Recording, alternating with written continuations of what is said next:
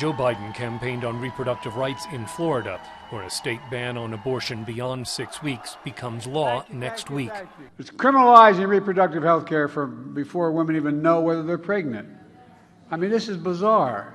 The Florida abortion law will be one of the nation's most restrictive and is a victory for the state's conservative Republican leaders, says University of Miami law professor Caroline Mala Corbin. For those of people whose religion teaches that life begins at conception and therefore pregnancy is the moral equivalent of a human being, this decision is obviously triumph.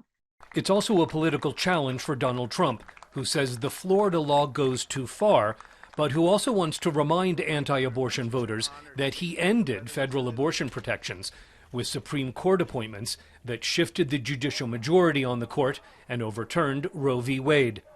The Biden campaign sees that as a political opportunity. For 50 years, the court ruled that there was a fundamental constitutional right to privacy. But 2 years ago, that was taken away. Let's be real clear. There's one person responsible for this nightmare, and he's acknowledged and he brags about it, Donald Trump.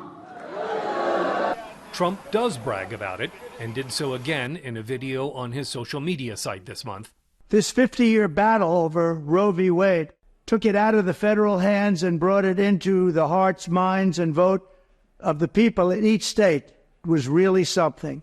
Now it's up to the states to do the right thing. The challenge is when states do things with which Trump does not agree, like Florida, and like Arizona, where the state Supreme Court upheld an 1800s ban on nearly all abortions. Voters in Arizona and Florida will both have abortion rights measures on their November ballots.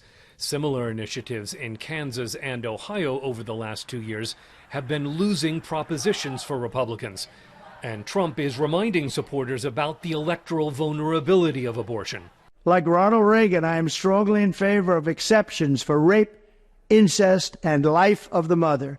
You must follow your heart on this issue, but remember, you must also win elections to restore our culture and, in fact, to save our country, which is currently, and very sadly, a nation in decline. It's a vulnerability Biden is pressing. Donald Trump is worried voters are going to hold him accountable for the cruelty and chaos he created. Folks, the bad news for Trump is we are going to hold him accountable. We are. He should be held accountable. As part of its push on reproductive rights, the Biden administration this week strengthened medical records privacy for people traveling across state lines. It's aimed at protecting women who live in states where abortion is illegal from being prosecuted in that state for having an abortion elsewhere. Scott Stearns, VOA News.